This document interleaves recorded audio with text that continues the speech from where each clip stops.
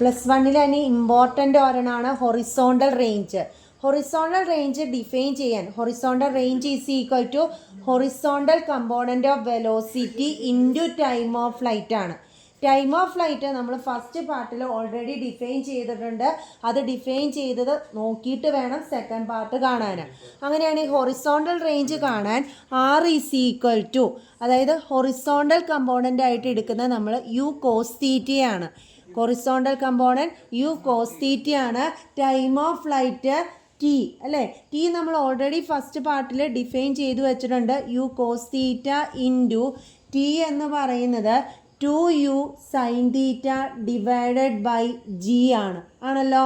അങ്ങനെയാണെങ്കിൽ യും U square ഇട്ടു, ബാക്കിയുള്ളത് 2 sin θ cos θ divided by G വരും.